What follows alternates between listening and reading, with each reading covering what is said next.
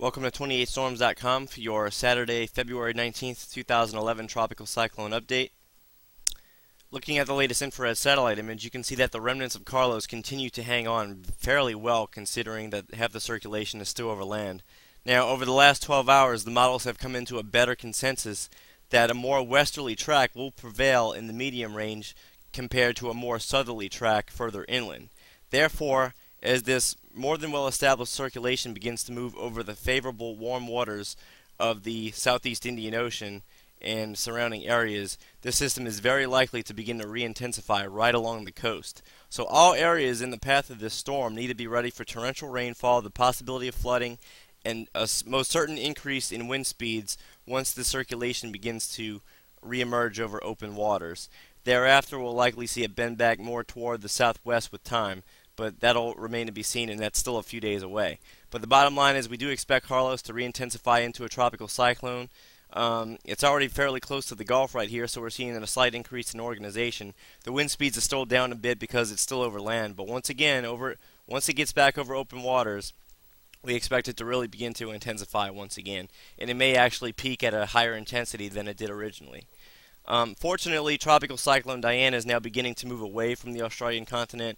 It's being picked up by a long-wave trough and will not provide any more significant weather than what the coast is already beginning to experience with the high waves and rough seas.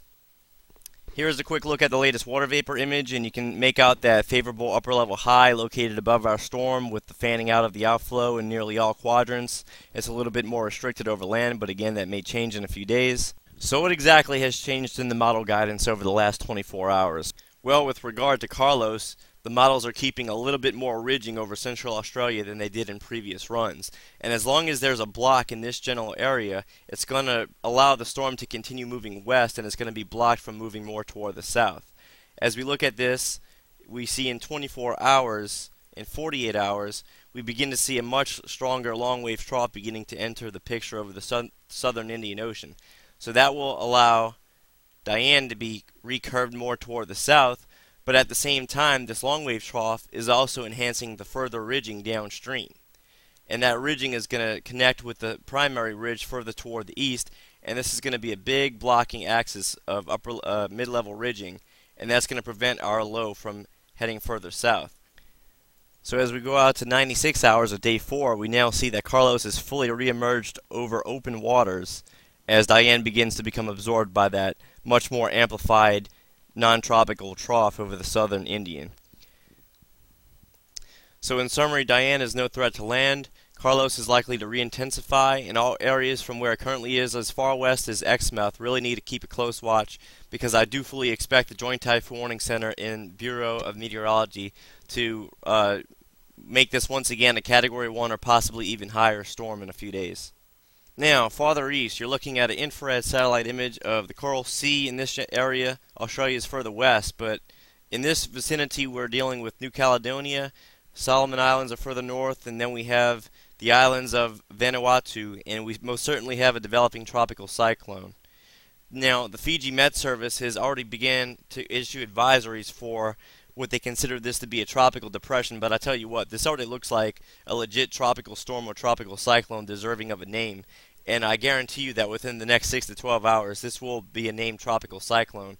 And this has been advertised by the models for the past week, and it looks like this is going to become a severe cyclone, or very close to it, as it begins to go through a weakness in the upper level ridging or mid-level ridging, and it's going to head in the general southeast direction. So this is not going to be a problem for Australia. But if you do live in the southern half of the Vanuatu island chain, I do advise you to begin to prepare for tropical cyclone conditions, because even if the inner core passes just to your east, you're going to at the very least receive gale force winds. And this is going to be coming up within the next 1 to 2 days, and you're already receiving some rainfall from the system, so prepare now before the conditions become too bad. Now, as far as New Caledonia and the islands of Fiji are concerned, at the moment the model consensus takes the storm directly between the two, so that we would not be dealing with a direct landfall in either area. Nevertheless, this is a fluid situation, so you still might want to keep a close eye on this storm, and at the very least it will pass generally close to your location. So thanks again for visiting 28storms.com. For more information, go to 28storms.com/cyclone. for the latest cyclone-related information in the Southern Hemisphere. And thanks again for checking out this abbreviated version of the Cyclone Update.